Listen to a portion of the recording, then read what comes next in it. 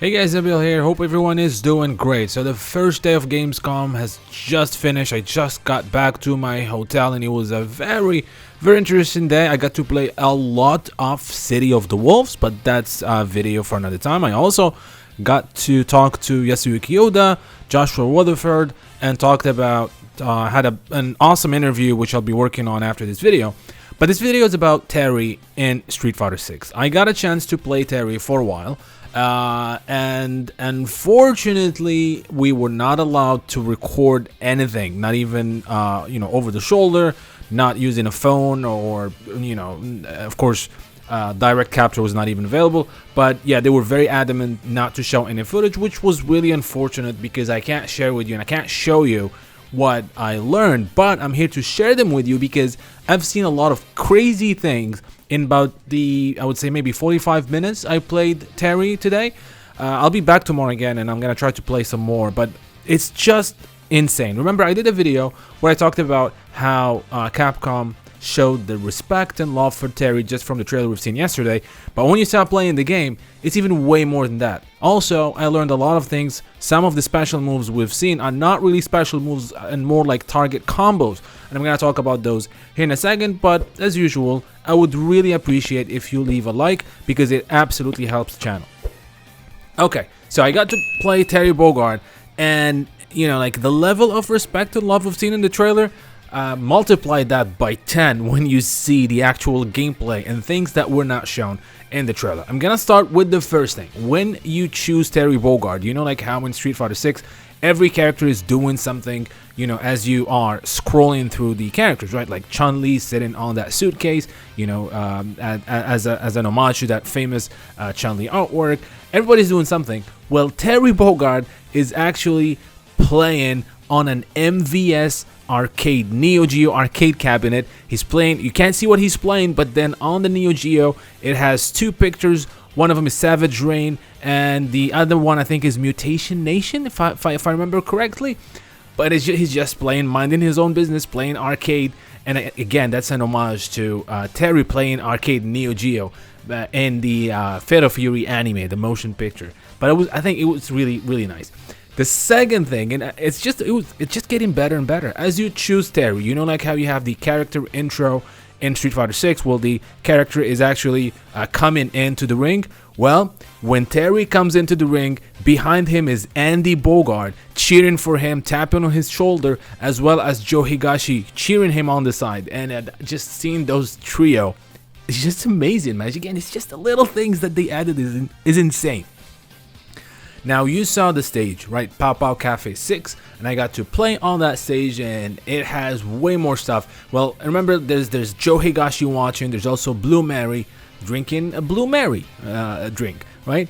But then around the second round, she will stop drinking, and she will go and stand on where people are dancing, and she starts dancing as you're playing.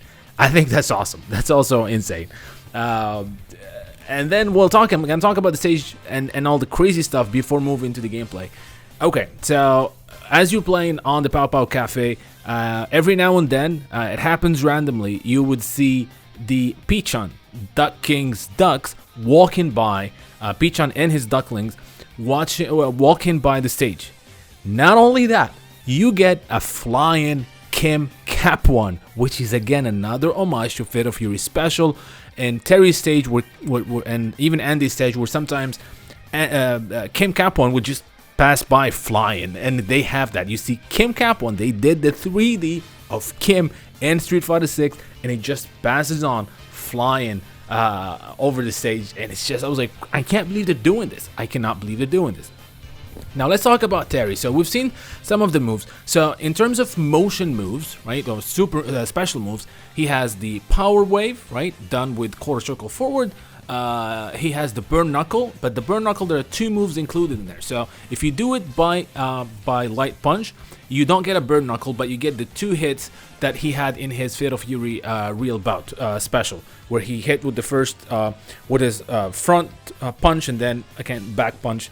And that's the LP version of the burn knuckle, and the medium and hard punch in HP is basically the burn knuckle.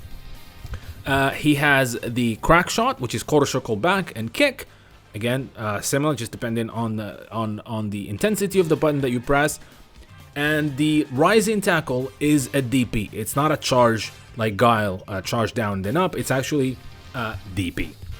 Okay, so the other special move that he has is the power dash, which is quarter circle forward and kick.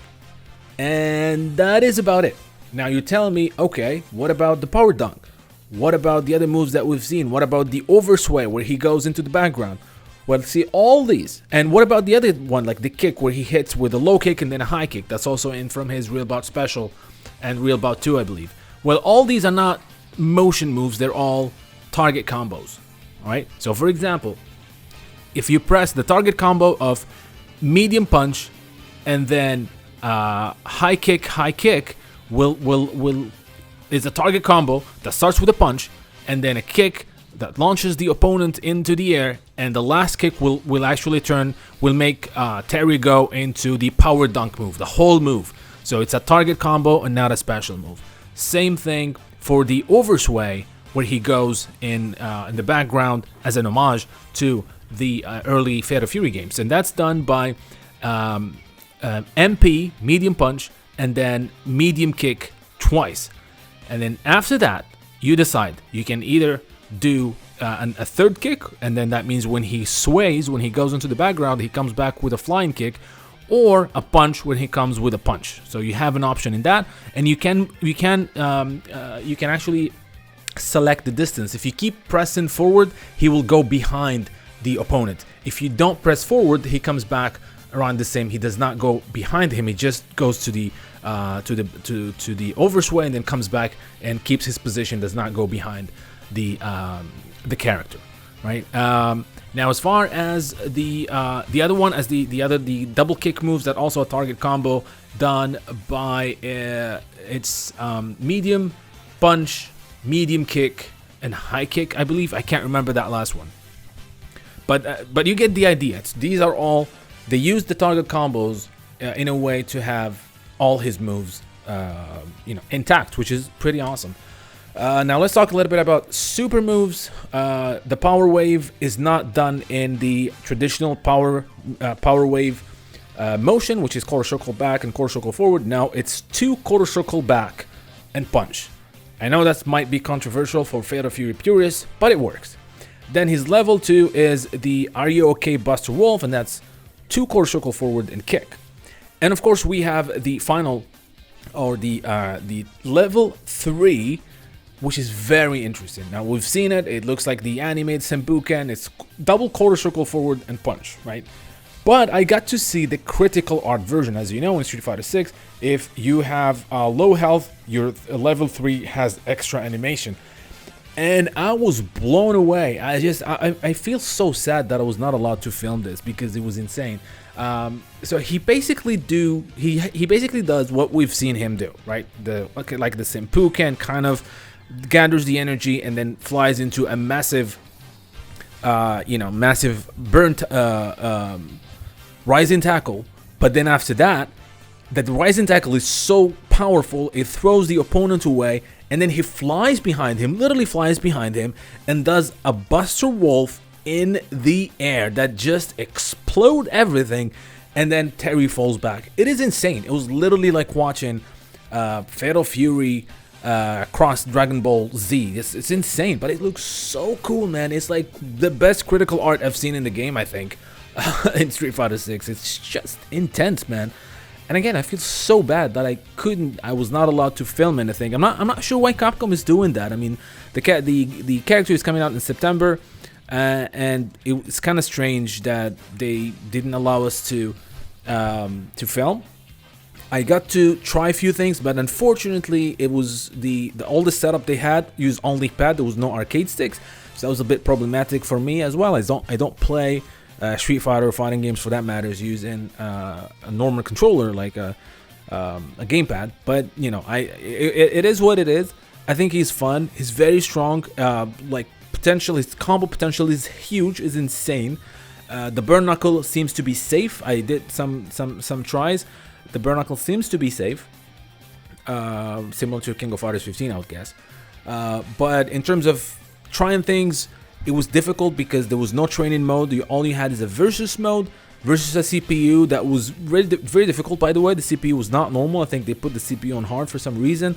But then I got to try against, basically put 2 players, but it was just me just trying things, which is again very limited because the time is limited, and you don't have a training mode. You can't do what you want. But the game, the character is fantastic. Absolutely going to be my main in Street Fighter 6. He changes everything.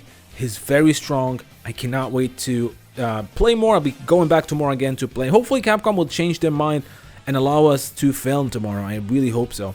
But yeah, very excited for Terry Bogard. If you were excited and were a little bit scared that maybe you were overexcited, don't be. Because what I've seen today just makes me believe that Terry is one of the best, if not the best character in Street Fighter 6. So what do you guys think? Are you excited to play Terry Bogard? Let me know all that and more in the comment section. Don't forget to like and subscribe, and I'll see you next time.